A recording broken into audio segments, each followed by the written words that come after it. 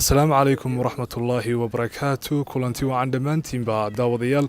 halkani waa shabakadda wararka ee arabsiyo times net waa barnaamijkii la magacbaxay barnaamijka madasha aqoon-yahanka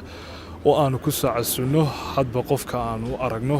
inuu barnaamijkan ku habboon yahay. barnaamijka maanta waxaa igu casuuman walaalkay marna saaxiibkay maxamed xasan jaamac. maxamed waan kugu soo dhaweynayaa shabakadda arabsiyo times net iyo barnaamijka madasha aqoon-yahanka. bismillaahi raxmaani raxiim. walaal cabdiqani aad baan ugu dhowahay shabakadda iyo barnaamijkaba, waxaanan aada ugu mahadnaqayaa shabakadda arabsiyo times net oo runtii ugu soo casuuntay barnaamijka madasha aqoon-yahanka oon aada uga mahadnaqayo. barnaamijkana waan ku dhowahay aada iyo aad. waayahay maxamed, barnaamijkan waa barnaamij sidaa la socotaba aanu ku soo casuuno hadba qofka aanu isleenahay wuxuu ka hadli karaa amba yacni ku habboon yahay barnaamijkan. maxamed, waxaad og tahay muddooyinkii u dambeeyey amba sanadihii u dambeeyey weliba ha ugu badnaato 8 sano ilaa 7 sano u dambeysay dhallinyarada gaar ahaan gayiga ama jamhuuriyadda somalilan runtii waxa ay aada uga tahriibeen waddanka iyadoo maaragtay ay ka cabanayaan shaqo la-aan. maxamed, bal adigu waxaad iiga warantaa marka hore fikradda aad ka qabto dhallinyaradu inay tahriibaan iyo adiga laftigaagu tahriibka laftigiisa waxaa seed yacni u aragtaa? horta walaal cabdiqani, runtii haddaynu ka hadalno tahriibka horta runtii waxa weeye aafo runtii ku habsatay dalkeenna iyo dhallinyarta soomaaliyeed. runtii waxaan odhan karaa tahriibku waa mahlako, naftii qofku mahlako gelin karo. dhallinyartana waa runoo waxa ay ka cararaysaa ama ay ka cabanayaan waxa weeyaan shaqo la-aan waddankii ka jirta. waxaan leeyahay horta kolley waddanku wuxuu u baahan yahay dhallinyartu inay iyagu sameeyaan innovation, inay noqdaan dhallinyartu dad iyagu halgama oo iyagu wax soo saara oo iyagu ka fikira sidii waddankoogu uu u noqon lahaa kuwa ay ku cararayaan qaar ka wanaagsan. waayo kuwaaba yacni waxaa dhisay dad baa dhisay. man made is everything. qofka bini aadamka isaga ayaa wax walba samayn kara.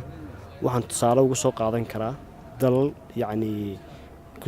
dalalka faraha badan leh ee ku jira qaaradda aasiya, malaysiya oo kale, singapore oo kale, yacni dad baa dhisay. marka waxaan leeyahay dhallinyarta waxba ha tahriibina, waxba halkaan idkagama horeeyaan, halkan aad leedihiin, halkana ciidiinii ah, halkan jooga, fikradana la kaalaya. dowladduna waxaan leeyahay aad yacni dhallinyarta ha u gacan qabato, aadna ha u soo dhaweyso. dhacda dhalinyaro fara badan in ay markay ka soo baxaan heerka dugsiga sare ee jaamacad loo soo gudbayo in inta badan dhallinyaradaasi aanay tahli kari waayaan amba ay awood u yeelan waayaan inay galaan heerka jaamacadeed. bal ka waran sideed isleedahay dhallinyaradaasi oo kale waa loo caawin karaa amaba waxbaa looga qaban karaa inay yacni si ay u sii wataan dhallinyaradaasi heerkooda waxbarasho ee jaamacadeed? horta waa run, way dhacdaa badiyaaba in qofku marka uu secondary ka soo baxo uu awood u heli waayo in uu gudbo leefalka ku xigo oo ah jaamacadda. anigu yacni fikir ahaan waxaan aaminsanahay in horta in yani dadkao dhan ay wada jaamiciyiin noqdaan ma fiicno, laakiin waxa fiican dadka in loo sameeyo skills ama xirfado, taasoo runtii qofka caawin karta meel wal oo uu tagaba. qofku marka uu secondary ka soo baxo in markaaba aan jaamacad lagula degdeginay, qofkii horta bal training iyo skills iyo xirfad qofkii la baro, taasoo qofka caawinaysa meel wal oo uu tago, dhinac walba oo uu baxo, noloshiisana kafin karta. marka skillskuna waxyaabaha ugu muhiimsan ee odhan karno yacni faa'iidooyin fara badan bay leeyihiin. maanta waddankeena waxa ka dhiman skills ba ka dhiman. waxaad arkaysaa arday fara badan oo billions iyo thousands ba oo ka baxaya jaamacadihii oo aqoontii haya, maasha allah, waa alxamdulillah, wax lagu farxo. laakiin inta aan jecelahay fikir ahaan in lagu daro oo yacni waxbarashadii lagu laro waxa weeye skillska. qofku markuu xirfad leeyahay, aqoonna leeyahay, runtii wuxuu yahay qof top ah oo yacni garantiina oo yacni mar walba miisaaman. marka anugu fikir ahaan waxaan jecelahay in lagu daro qaybta skillska, taasoo important ah. waa si wanaagsan. maxamed, waxaad og tahay runtii waddanka in shaqo la-aan baahsani aad ay uga dhacday oo taasi oo sababtay in dhallinyaradu waddanka ay ka niyadjab ka bacdina ay ka baxaan waddanka.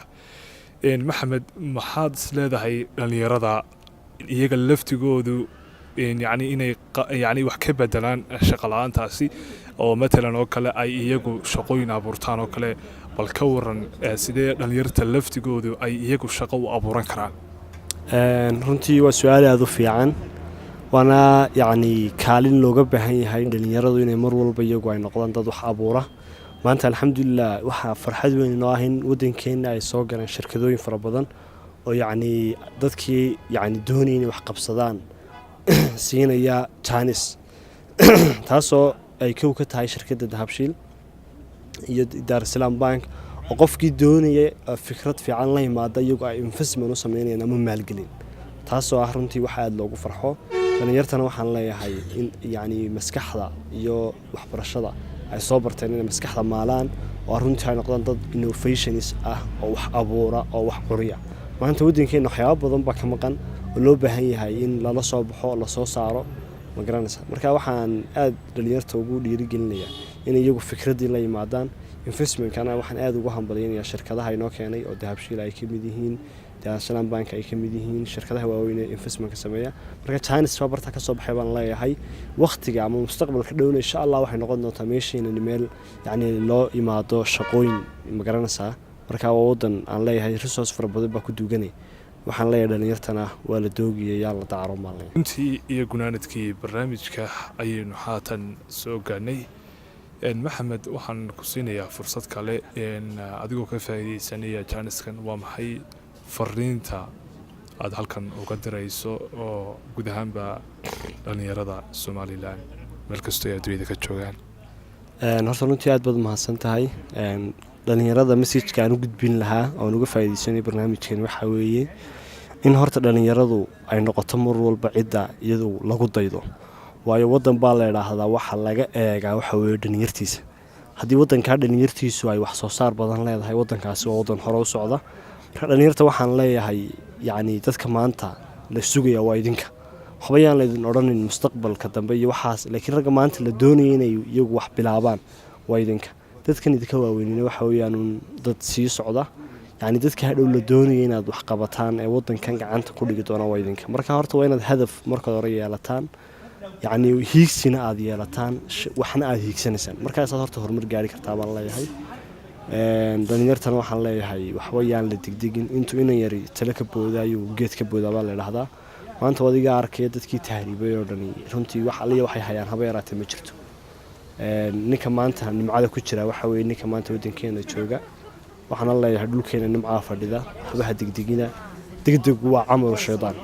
sabirkuna runtii waxa weeye shay aada u qaaliya qofka bini aadamkana waxa laga yacni xagga laga eega waxa weeye qof walba qofku ka samirka badan yahay uu ka wax soo saar badan yahay marka waxaan leeyahay dhalinyartana samra waddankuna waa waddankiinii meel kaloo aad leedihiinna ma jirto halkan aad beritoole ka noqon doontaan waxyaabo badan ama halkan hadhow beritoole yacni noqon doontaan dad loo aayo marka waxaan leeyahay dhalinyarta ha degdegina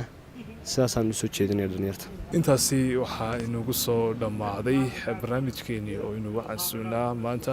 aqoon-yahan da'yar